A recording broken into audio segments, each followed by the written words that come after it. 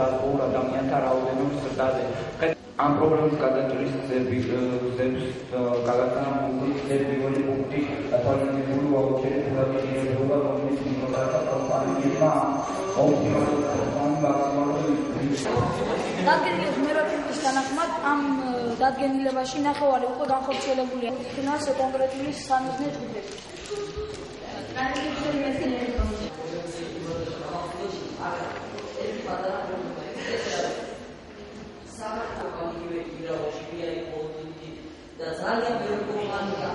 ეს აქტიური პრობლემა იყო წარმოდგენილი, მაგრამ ამ რეზოლუციას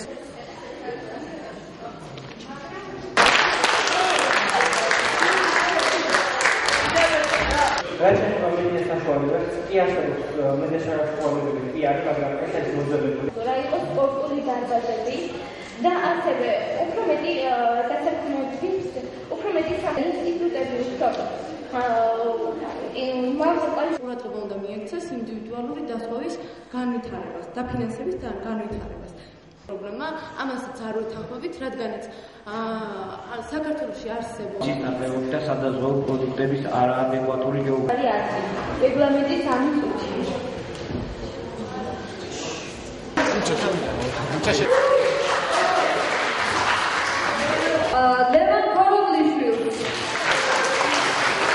ჩვენ განსაკუთრებულ ყურადღებას უთმობთ არაფორმალურ განათლებას, განსაკუთრებით რეგიონებში. ეს პროექტი განხორციელდება კიდევ საქართველოს 15 რაიონში და ვფიქრობთ, იქნება მეტად წარმატებული და გახდება ჩვენი სამინისტროს ერთ-ერთი ბრენდი პროექტი. დღეს დაიწყო საქართველოს ახალგაზრდული პარლამენტის პირველი სხდომა ქალაქ გურჯაანში. მონაწილეობას იღებს 100 ახალგაზრდა, 100 ახალგაზრდა პარლამენტარები. ისინი მათ განიხილეს საკომიტეტო მუშაობის პროცესში მნიშვნელოვანი საკითხები, მათ შორის დაზღვევის საკითხები, მათ შორის ჯანსაღი ცხოვრების წესის პოპულარიზაცია, მათ შორის თქვათ საგარეო ურთიერთობათა კომიტეტში არსებული სხვადასხვა პრობლემატიკა და ასე შემდეგ. დღეს სწორედ მიმდინარეობს პლენარული სხდომა, სადაც მიღებულ დადგენილებას ახალგაზრდა მონაწილეები წარადგენენ და ვფიქრობ, რომ ეს მნიშვნელოვნად შეუწყობს ხელს მათ პოლიტიკური კულტურის ამაღლებას, დებატების უნარჩვევების გამომუშავებას, რაც თავარია საბოლოოდ ქვეყანაში დემოკრატიული ღირებულებების დამკვიდრებას შეუწყობს ხელს.